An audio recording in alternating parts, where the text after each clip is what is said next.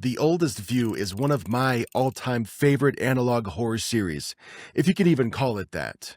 I'm not the analog horror police or anything, but the series is undoubtedly analog looking, and there are horror elements in there, so it counts for me. You don't get anything like the alternates, like you do in the Mandela catalog, and you don't get any hints at a massive alien invasion like you do in Local 58, but you do get this sense of discovery and genuine curiosity and this ever-increasing level of panic and anxiety. It's so fun and it's so well done. I'm sorry for gushing. We have a timeline to get to. Our timeline starts all the way back in 1856 with Julian Reverchon. Julian Reverchon is a real-life botanist who lived from 1837 to 1905. He would end up teaching botany in Dallas, Texas during his later years before being struck by a train in the summer of 1905. The Rolling Giant, which we're getting to, I promise, is based off of Julian. In the series, Julian, played by Dustin Vaught, walks through a forest and he picks a flower. He's then seen sitting on a log and flipping through pages of a book. Throughout the sequence where we see Julian for the first time, every color on screen is desaturated except for the color green, probably placing the focus on the forest and the natural foliage around him. Fast forward to 2005. Based on what we learn about Wyatt and his classes, we can safely assume that Wyatt is born here in 05. Wyatt is played by Kane Parsons, the creator of The Oldest View and the wildly popular Backrooms Found Footage series, which he's now in development with at A24 for a feature-length Backrooms movie. Wyatt is our protagonist and an internet blogger who finds a mysterious hole in the ground after venturing through some private property. More on that in a bit. Moving up to 2012, Kevin Obregon creates the Julian Reverchon Giant. There's not a lot of information on Kevin on the internet other than he's the guy that made the giant. He does exist in the real world, and I don't know, he's probably a cool dude. He's important to our story because he actually made the giant that we run into later. We're going to pinpoint a specific date while we're hanging out in 2012 here, and that's March 3rd, when the Parade of Giants happens. The Parade of Giants was an event honoring the members of the French community La Réunion by representing them as these giant, larger-than-life puppets. La Réunion was a community established in Dallas, Texas during the mid-1500s. The Julian Reverchon Giant, made by Kevin Obregon, was part of this parade.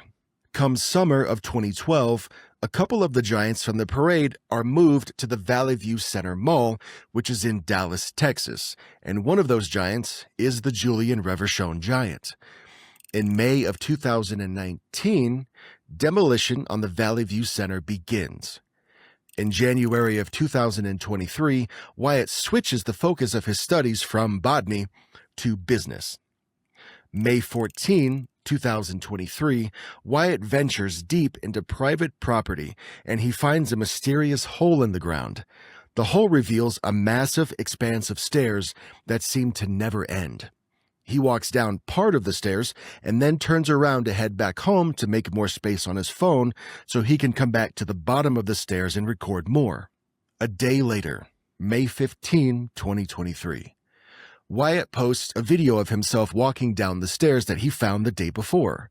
He realizes that the stairs lead a lot further down than he previously suspected. He describes the tunnel as dry and cold and having the smell of fresh-cut grass. After walking down all of the steps, he comes upon this old door. He opens the door and he finds himself in a room with shower tile and drains on the floor. On the opposite end of that room, there's a rusty cage door, like something you'd see in an old Western jail cell or something. Since it closes vertically, and it's not all the way closed, Wyatt climbs underneath the opening and he enters another room that resembles an abandoned retail store. The floor is carpeted, and you can still see the counters where 2 registers would have been. He explores the room, and he sees an exit that's caged off with one of those rolling metal gates that are in the front of every store in the mall. He investigates. I get it. Investigates. Sorry. And as he points his camera beyond the glass windows at the front of the store, you realize he's just walked hundreds of feet underground into a full-fledged, abandoned shopping mall. Wyatt knows he's not supposed to be here, but he considers exploring more, and this is where the episode ends. It just cuts, and there's no explanations, and there's no resolve. Until 5 days later, May 21st, 2023. Wyatt scouts out the area around the hole up top. He doesn't find anything notable, though. May 21st and the day after, May 22 of 2023, Wyatt borrows 2 trail cameras from his old botany professor, and he sets up one in the bushes looking at the hole and another one at the top of the stairs looking down the hole. The trail cameras take pictures that capture nothing notable. He removes them. May 23, 2023. The Valley View Center demolition is now complete, with Scott Beck and Beck Ventures holding a press conference to inform Dallas's public of the completion. On that same day, May 23rd, Wyatt records an intro for a part 2 of his first video exploring the hole. Later that day, he ventures down the stairs once more, getting deeper than he ever has before. He explains that the land is owned by a family of locals. He now says it smells like a cornfield. There's no music this time when he heads towards where he was before. He opens the newer-looking gate that he found in the previous video, and he is now exploring the mall in its entirety. He stops and reads out many of the posters in the mall. Dallas, Texas is a place that's recurring and emphasized in the mall. He comes across the Julian Reverchon giant created by Kevin Obregon, and suddenly, music and lights turn on. He runs back to the stairs and notices that the ceiling has now caved in, blocking the exit where he came from. He's panicking, and after realizing that it doesn't have a use for him anymore, Wyatt leaves, presumably looking for an alternate exit. He finds a dead end that says Exit to Preston Road, but that exit is blocked off by a wall of rocks. He travels back to where he saw the Julian Reverchon giant, and he notices that it's gone now. And suddenly, you can hear the music slowing down, and some of the lights are now off. Wyatt turns around, and he finds that the giant is right behind him. He heads towards it, and then it's gone. Wyatt continues looking for an exit, and he suddenly hears movement, but he continues to explore. And he's greeted by the giant now seen right behind him, and he tries to communicate it with him. Doesn't work. Every time Wyatt turns his back on the giant appears to move closer. The giant now starts chasing after Wyatt, and Wyatt runs up the escalator, and then the giant stops, and then he rolls in the other direction, which implies that the giant can only move while he's not being looked at, and it can't travel upstairs. Wyatt now runs back down the escalator and continues running on his path, and the giant starts chasing after him again. Wyatt runs into a dead end and knocks down a wooden barrier and continues running. Wyatt is now bolting down a narrow hallway, and he runs into a room. He finds himself in the back side of the mall, running into a staff area. In the staff section, he finds a map of the mall on a desk. We can hear him say that it smells like mildew in there. He comes out of the staff area and he sees that the mall is now very dirty and overridden with raw vegetation. We can hear distant speech and laughter now too. He runs into the giant once again and it's now chasing him.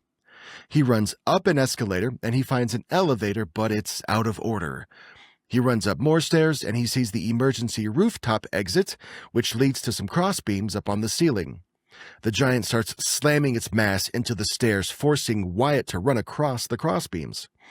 Before Wyatt comes across a doorframe at the ceiling, which he's hoping is another way out, he falls off the crossbeams as he screams and hits the tile floor below.